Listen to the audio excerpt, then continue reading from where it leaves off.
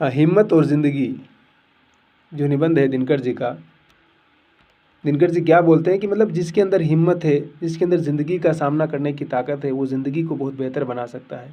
मैं कुछ अंशों का पाठ करते हुए आपको इस निबंध की महत्ता क्या है, इस निबंध का क्या इंपॉर्टेंस है, वो समझाने का प्रयास करूँगा। और ये निबंध हमारे हर विद्यार्थी को पढ़ना चाहिए, चाहे जो एग्ज़ाम की परीक्षा की तैयारी कर रहा हो, चाहे जीवन में कुछ समस्या आए, बाधा आए, और जब हम लगे कि यार हम तो बिल्कुल हार चुके हैं, हम बहुत कमज़ोर हैं, हमें गिव अप कर देना चाहिए, तब हमारे भीतर कहीं न कहीं मुझे लगता है कि एक उत्साह का संचार करेगा। हमारे भीतर की उस चेतना को फिर से जीवित करेगा, हमारे होने के एहसास को फिर से जीवित अगर कोई कर सकता है तो निबंध करेगा। ज़िंदगी के असली मज़े उनके लिए नहीं हैं जो फूलों की छाँव के नीचे खेलते और सोते हैं, बल्कि फूलों की छाँव के नीचे अगर जीवन का कोई स्वाद छिपा है तो वह भी उन्हीं के लिए हैं जो दूर रेगिस्तान से आ रहे हैं, जिनका कंठ सूखा हुआ है, होठ फटे हुए हैं और सारा बदन पसीने से तर है।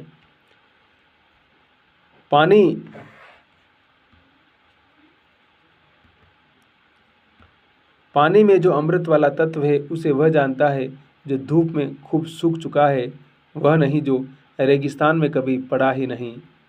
सुख देने वाली चीज़ें पहले भी थी और अब भी हैं, फ़र्क यह है कि सुखों का मूल्य पहले चुकाते हैं और उनके मज़े बाद में लेते हैं, उन्हें स्वाद अधिक मिलता है। जिन्हें आराम आसानी से मिल जाता है उनके लिए आराम ही मौत है। दिनकर कहते हैं कि मतलब जिनकी ज़िंदगी में कुछ सिर्फ आराम ही आराम है, वो जीवन का क्या आनंद ले पाएंगे। जिन्होंने कभी दुख देखा ही नहीं है, वो सुख की अनुभूति या सुख का एहसास भी उन्हें नहीं हो पाएगा। जो लोग पाँव भीगने के खौफ से पानी से बचते रहते हैं, समुद्र में डूब जाने का खतरा उन्हीं के लिए है। लहरों में तैरने का जिन्हें अभ्यास है, वे मोती लेकर ही बाहर आएंगे, मोती लेकर बाहर आते ही हैं वो। चांदनी की ताजगी और शीतलता का आनंद वह मनुष्य लेता है जो दिन भर धूप में थक कर लौटा है, जिसके शरीर में अब तरलाई की ज़रूरत महसूस होती है और जिसका मन ये जानकर संतुष्ट है कि दिन भर का समय उसने किसी अच्छे काम में लगाया है।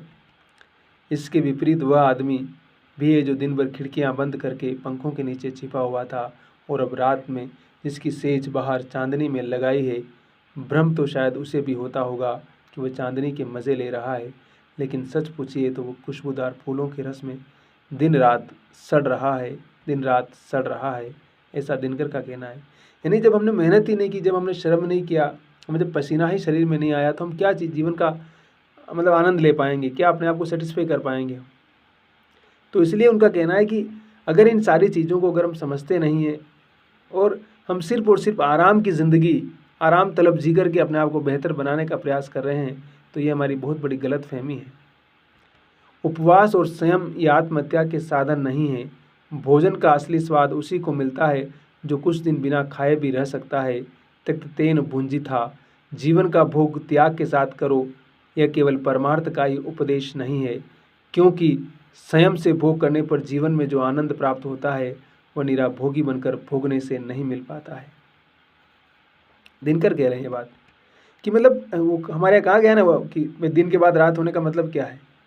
त्याग के बाद भोग, कर्म का भोग, भोग का कर्म, यही जड़ का चेतन आनंद है।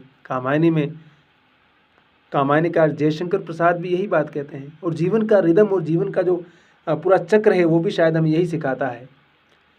बड़ी चीज़ें बड़े संकटों के बीच विकास पाती है, बड़ी हस्तियाँ बड़ी मुसीबतों में पलकर दुनिया पर कब्जा करती है। अकबर ने 13 साल की उम्र में अपने बाप के दुश्मन को परास्त कर दिया था, जिसका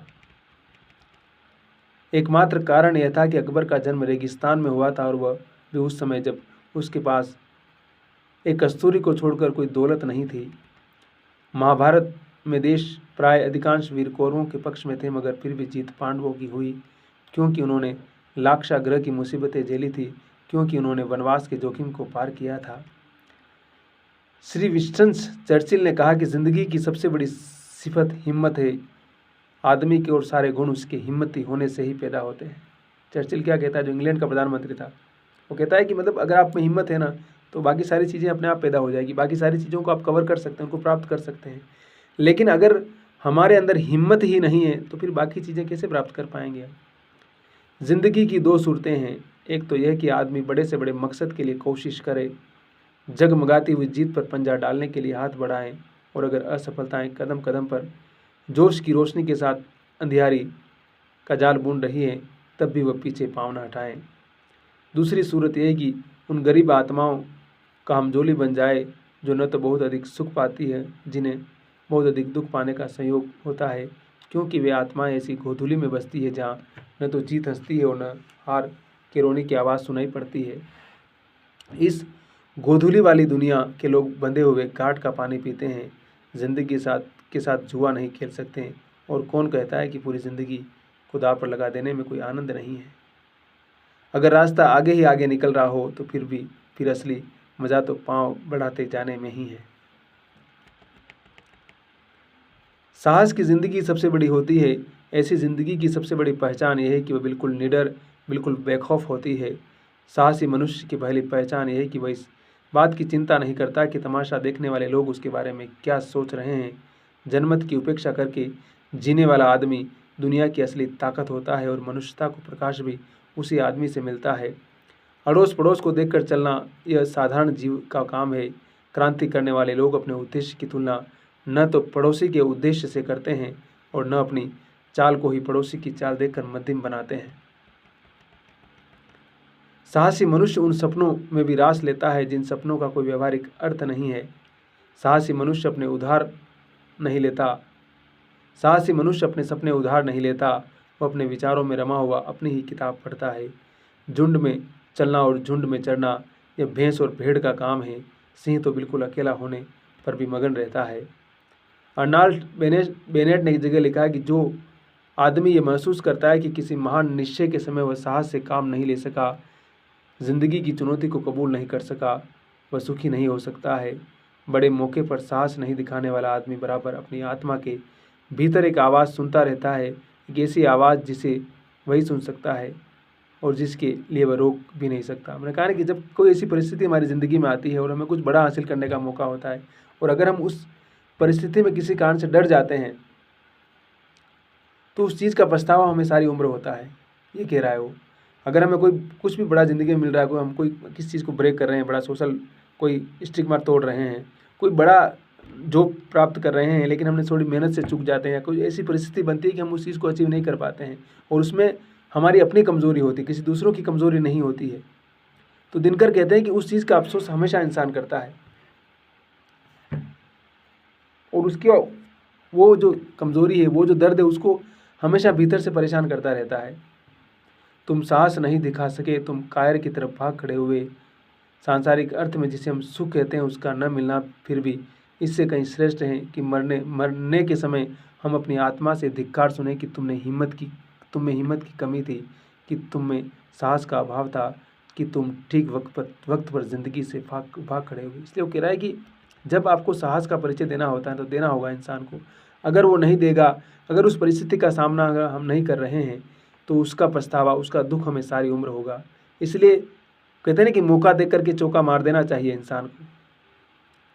ज़िंदगी को ठीक से जीना हमेशा ही जोखिम झेलना है, और जो आदमी सकुशल जीने के लिए जिन जोखिम का हर जगह पर घेरा डालता है वह अंततः अपने ही घेरे के बीच कैद हो जाता है और ज़िंदगी का कोई मज़ा उसे नहीं मिल पाता, क्योंकि जोखिम से बचने की कोशिश में असल में उसने ज़िंदगी को ही अपने आने से रोक रखा है। वो कह रहा है कि ज़िंदगी का नाम ही जोखिम है। हम आराम तलब होकर कैसे जी सकते हैं कि हमें हमारे जीवन में कोई संकट ही नहीं आए? ऐसा हो ही नहीं सकता है ना। इसलिए दिनकर कह रहे हैं कि जिसकी ज़िंदगी में जिसने कहा कि मुझे तो कोई कष्ट सहना ही नहीं, बस आराम ही आराम में रहना है, कह रहा है कि वो इंसान कभी बेहतर ज़िंदगी नहीं जी सकता है। ज़िंदगी में हम उतना ही पाते हैं जितनी कि उसमें पूंजी लगाते हैं।